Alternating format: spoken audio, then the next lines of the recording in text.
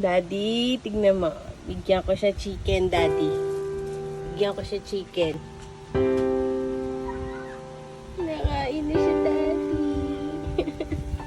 I love you, Pig. Nakain na siya chicken. Pala gusto niya, Daddy.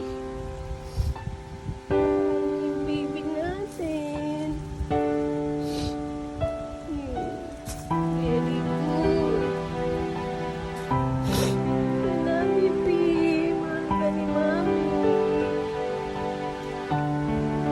I just wanna share you guys this video last November 2023 na nagkaroon si Tylo ng parvo. Masyado nga ako naging emotional nung araw na to kasi ito yung time na napakain ko na siya habang nilalabanan namin yung parvo virus ni Tylo. 5 araw nga namin nilabanan yung parvo virus ni Tylo at yung ika-5 araw niya talaga dun lang siya kumain. Wala na akong time na videohan pa yung mga unang araw na nagkaroon siya ng sign na may parvo siya kasi masyado akong nai-stress dahil hindi ko nga alam paano siya gagamutin. Buti na lang yung asawa ko may idea siya paano gamutin ang parvovirus sa aso. Yun nga lang, nagtatrabaho siya kaya hindi niya agad sa akin masabi ko ano yung mga dapat na ipainom.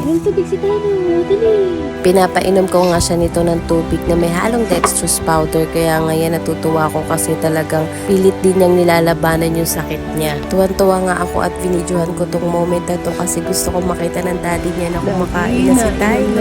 Nakain na siya ngayon chicken. Gusto niya chicken. Nag-adobo si mami.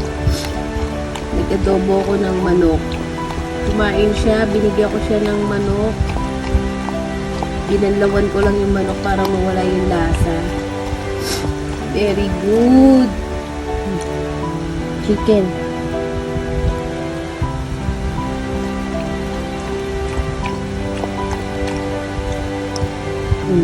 Chicken, kaya ko.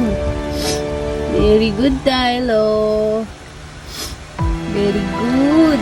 Malaking pasasalamat ko talaga yung mga araw na to kasi talagang pinagaling ni Lord yung aking baby love. Iyak na nga lang ako ng iyak nung unang araw na nagkasakit si Tylo kasi akala ko hindi niya kakayanin yung sakit niya. Kasi sobrang hinang-hina na siya noon, hindi na siya gaanong makalakad kasi nga nanlalambot siya.